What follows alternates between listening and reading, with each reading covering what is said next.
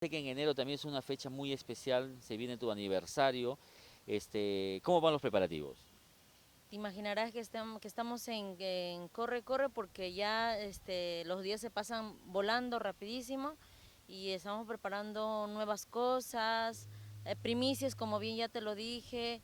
¿Las primicias cuándo salen? Las primicias salen para mi aniversario prácticamente, pero ya en enero ya va a estar listo ya todo. Me imagino que para la primera semana, la quincena, comienzan a salir ya de uno en uno algunos temitas. Claro que sí, en muchas radios vamos a estar promocionando nuestros temas y esperando que el público responda como siempre lo ha hecho. También me he enterado, y espero que me confirme si es verdad, que están en conversaciones para hacer un videoclip de uno de los temas, pero así súper HD, Full HD, bien profesional. Claro que sí, sí, Cecilia Mendoza y la dinastía Mendoza siempre haciendo lo mejor para el público, para que agrade a toda la linda gente y espero que les agrade a todos ellos.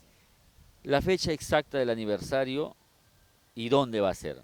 Bueno, el 30 de enero les espero en Brisas Los Andes, esperando la asistencia de todo el público que me sigue, que me apoya del Facebook también a toda mi linda gente, a mis amigos y nada, agradecida a toda la gente que me sigue. El 30, me imagino, vamos a estrenar video, vamos a estrenar vestuario.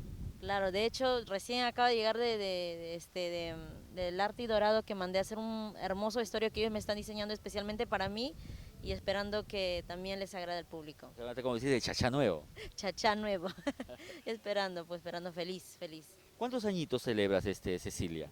Ya 4 años sería, Eduardito, 4 años, ya parece mentira que hayan pasado 4 añitos, pero yo feliz, feliz. He visto tus fotos, antiguas, cuando eras una guaguita, que salía, estabas empezando allá hace como 3 años creo que tiene la foto. Sí, pero sigo siendo una guaguita, Eduardito.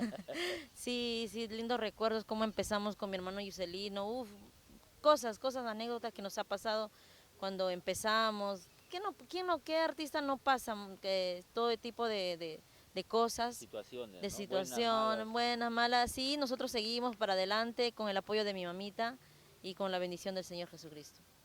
Perfecto, Cecilia, entonces una nueva invitación, reafirmamos el 30 de enero, estamos en el Brisa de los Andes.